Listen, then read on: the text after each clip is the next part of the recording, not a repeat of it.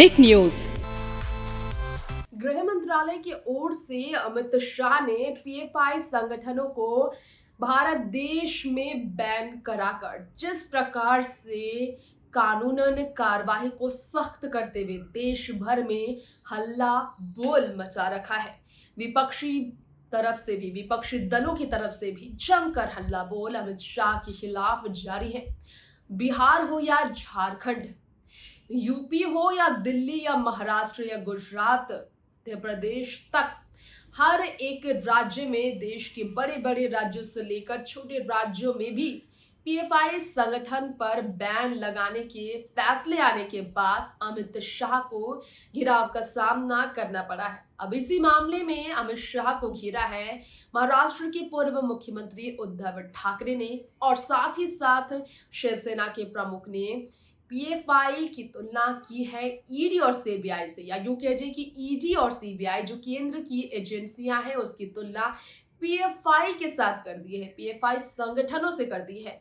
अब यहाँ पर ईडी और सीबीआई की तुलना क्यों की गई है पीएफआई से, ये आपको बता दें। दरअसल उद्धव ठाकरे का कहना है विपक्षी को कमजोर करने के लिए, सत्ता में बने रहने के लिए पावर का गलत इस्तेमाल कर रहे हैं अमित शाह।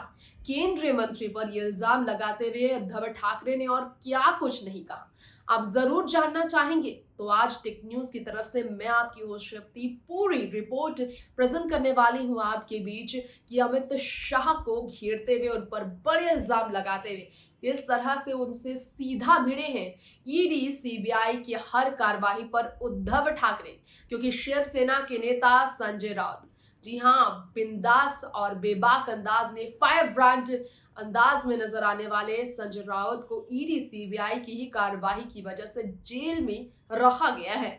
ऐसे और भी नेता हैं शिवसेना के, कांग्रेस की, एनसीपी की, जिन पर ईडी और सीबीआई का शिकंजा जारी है कसना।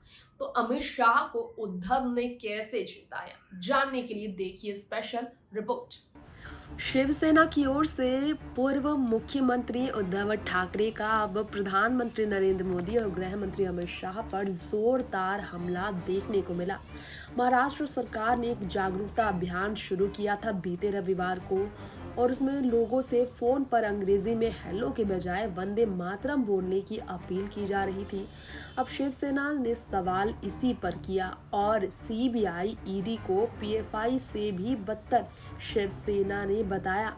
जी हाँ, बीजेपी और एकनाथ शिंदे जो सीएम गुट है, दोनों ही शिवसेना के सवालों से घिरे हैं। शिव तीर्थ में दशहरा रैली की तैयारियों में उद्धव तो विजयदशमी को जुटे हैं, और उद्धव की अगुवाई वाली शिवसेना सियासी हमले कर रही है बीजेपी पर, एकनाथ शिंदे की गुट पर।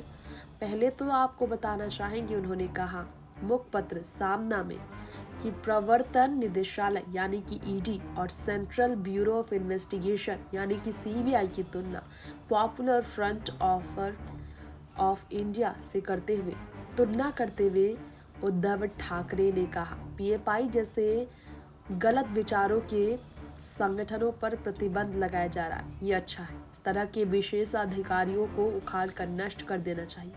ऐसी कार्रवाई राष्ट्र हित के लिए जरूरी होती है। लेकिन कश्मीर घाटी का जो हाल है वो वैसे की वैसा ही है।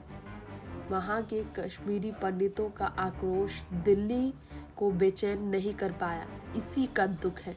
अब यहाँ आप समझ लीजिए कि पीएफआई से भी भयंकर इस वक्त देखा जाए तो गुनहगार हैं ईडी सीबीआई जैसी केंद्रीय जांच एजेंसियां। ये कहना था अशोक का, और तो और माफ़ कीजिएगा, ये कहना था खास तौर पर इस वक्त आपको बताना चाहेंगे किसी और नहीं बल्कि उद्धव ठाकरे का। और ये तक कहा है उद्धव ठाकरे ने कि देश में कानून का राज है।